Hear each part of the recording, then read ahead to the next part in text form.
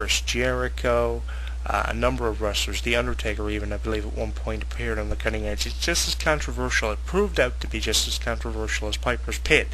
It wasn't as great as Piper's Pit or as legendary as Piper's Pit, but it was a segment that I think many fans remember Edge for hosting on editions of Raw and SmackDown. Batista was a guest, Cena was a guest, and it seemed like everyone who was involved with the cutting edge really, made it mean something. And it was even involved as a storyline for WWE 12. I just finished the game about 2 weeks ago, and it was outstanding seeing that actually as a part of the game. And it's outstanding to know that Edge is going to be involved with that one game. And was a huge part of the game, actually. He'll be involved with WWE 13, 14, and other video game titles to come in the future because he's a legend. Maybe next year he'll be a lockable character. Who knows? But I really think that, Edge's cutting edge really did change the course and the perception of, talk show segments done at WWE. That really changed the perception of things like Piper's Pit, the Snake Pit that was done by Jake Roberts, the Heartbreak Hotel for the short time it was around, something hosted by Shawn Michaels, the Miz's one, MTV, which was just stupid.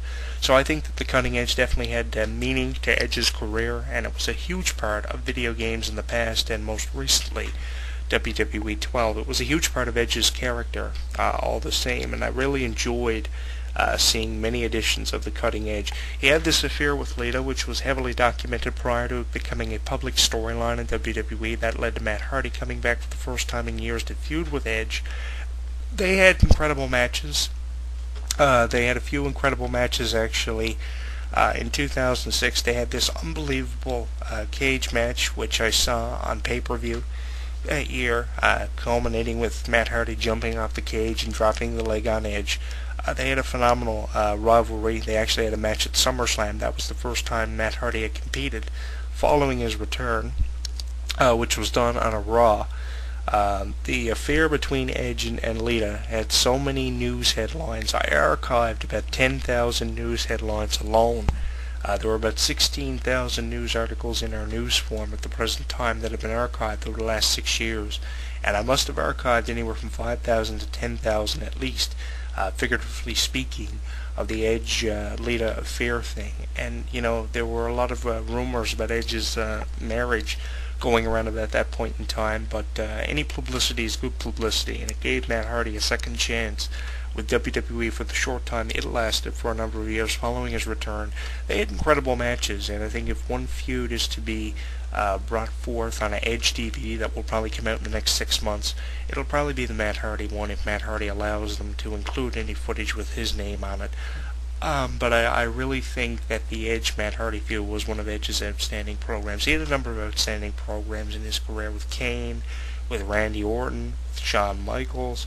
He had a lot of great ones, and I think the one with Matt Hardy was absolutely outstanding, and I really put Edge over for that time and time again because he was such a huge, big-time player in that feud. A lot of people probably would have turned down the idea of having Edge and Matt Hardy and Lita have this three-way feud over this affair that was just on the internet starting out, and then it became a live affair when WWE were running out of ideas in 2005.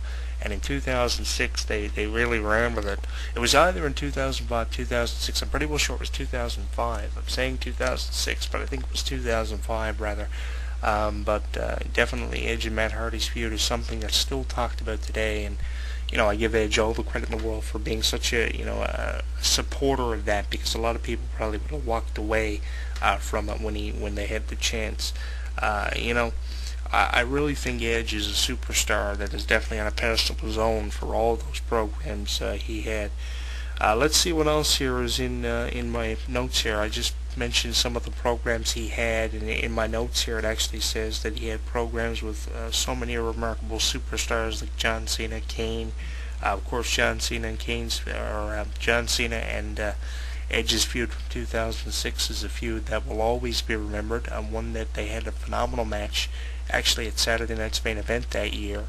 And they had a few matches. I believe they had one at the Royal Rumble in 2006 as well, 3 weeks after Edge won the title. He lost it actually to John Cena, but it was great how that they built up for it and everything. He had a lot of remarkable programs with people like The Undertaker, John Cena, Kane, and Matt Hardy is actually one of the superstars I mentioned here in my notes. As I mentioned, I have a lot of notes here about Edge's career because there were so many career highlights of just this one superstar. It is absolutely unbelievable. I mean, you have Hulk Hogan, you have Ric Flair, you have The Undertaker, who has a number of remarkable career highlights.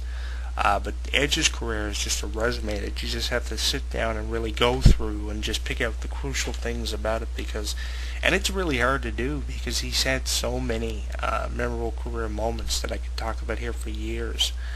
Here on the show, for how many years, I've been around 13, and Edge is one guy who I've always referred to when I'm trying to illustrate something, and it's really hard just to sit down and really put together a show about Edge's career because he's had so many career highlights that will always be remembered 10 years after Edge, has left the business and has nothing else to do with it. I see him writing another book, like Jericho's written 2 very successful books. I see him writing a book probably 5 or 6 years from now, but 6 months from now we're going to see a Blu-ray released on Edge's career, and rightfully so because there are so many career highlights that the Rated R Superstar has given us. Even his Rated R movie trailers are a career highlight that I remember. The program he had with Mick Foley at WrestleMania 22, an outstanding match culminating with Edge spearing Mick Foley through a flaming table off the apron of the ring. They had a few matches after WrestleMania, one at the 2006 ECW One Night Stand that saw Terry Funk return to WWE for the first time in years. I'll be talking about that here in just a few minutes. But I really think Edge definitely had, a phenomenal career, and it's just really hard to sit down and just talk about a few things that he's done when he's done so many things over the last number of years, especially on the last of it there. But he had this phenomenal feud with Mick Foley in 2006. I saw the match in its entirety on pay-per-view that year. It was an outstanding match. The two guys, really tore it up out there. And if you have to give respect to the two people that deserve it, it's Foley and Edge. Mick Foley just recently returning to WWE. His return was documented here on our YouTube channel at youtube.com, JonathanClarke22, and in our audio archives on our website. And I remember seeing the match. And actually, that week after the match was over at WrestleMania 22, and everybody was in an absolute buzz about the Edge Mick Foley hardcore match at WrestleMania that year, every match at WrestleMania that year had some kind of special stipulation to entice you to purchase the pay-per-view because they knew going in to WrestleMania 22, John Cena versus Triple H was not a match people were going to pay for. So they attached all these, stipulations to the matches about a week before. They changed the Shawn Michaels Mr. McMahon match to a street fight. They made the Mark Henry Undertaker match a casket match. They made Edge versus Mick Foley a traditional hardcore match, which was an ingenious move. The only match that had a special stipulation that was interesting was Edge versus Mick Foley. And I remember reading an article on ProWrestling.com that I archived here for our news center. You might have to go back a few years to find it. But Mick Foley expressed a strong desire to want to lose the match at WrestleMania 22. He got what he wanted because Edge was the one who got over. And months after the match with Foley, Edge was the one who proceeded to get over. So Foley got what he wanted, and Edge got what he wanted with another WrestleMania victory to his almost perfect WrestleMania record. I think he's only lost at least once or twice at a WrestleMania in the 13 years he's been wrestling, which is impressive, and that says a lot for a guy who attended WrestleMania 6 to see the Hogan Warrior match for both the Intercontinental and WWE Championship, which was won by the Ultimate Warrior. And that year's WrestleMania from Toronto culminated with the Ultimate Warrior holding both the IC and WWE Championship in both hands on the top rope, and a show of respect between Hogan and the Warrior, which is something we wouldn't see nowadays given the mental state of the Warrior. And if you don't believe me, check out the self-destruction of the Ultimate Warrior, which Edge is featured on, and actually speaks on the Ultimate Warrior and how much the Ultimate Warrior meant to his career. It's ironic, how wrestlers talk so negatively about some stars they idolize nowadays, and Edge is one guy who talks negatively about the Warrior. He talks positively and negatively about the Warrior on the Self-Destruction of the Ultimate Warrior DVD, but I guess rightfully so, given the current state of the Warrior. But definitely, Edge's career definitely took off after that Mick Foley match, getting back on track here. Great match, I saw it, and of course it culminated with that spear through the table, and it's actually featured on the OMG Moments Blu-ray as one of the top 50 moments in WWE history that made you say, "Oh my God!" The spear through the table from Edge to Mick Foley is actually featured there. So, it's great. It made the cover of the OMG DVD and Blu-ray, so it's cool. It means something when it makes the cover of a Blu-ray release. And it's something that happened years ago. If you didn't see it, pull it up on YouTube. It's on the cover of the OMG Blu-ray DVD, available everywhere where WWE Blu-ray and DVDs are sold. So, it's amazing, the career of Edge. As I just go down through this list, and now I realize, actually, from going over my own notes here, as to why Edge was inducted into the Hall of Fame, as if I already didn't know. Let's move on here. He had his first match in Hamilton, Ontario, Canada, at the Cops Coliseum. Just a few side notes here on the name Vincent Hardcastle. Everybody remembers that one who's an old school fan of professional wrestling. The newer fans probably wouldn't remember that. He made his debut in 1998 at the 1998 SummerSlam, the Highway to Hell pay-per-view. We'll never forget the Undertaker Stone Cold Steve Austin match, where Austin won the match and retained the WWE Championship with a low blow. But that year, it was Mark Merrill and Luna Vachon versus Sable and a mystery partner. I'll never forget that match. It happened in August of 1998. Sable goes into this mixed tag team match with Luna and Merrill. He was under the name Marvelous Mark Merrill back then. He has a wrestling school now. And nobody knew who Sable's partner was going to be. But weeks prior to SummerSlam, they were building up for Edge's WWE debut.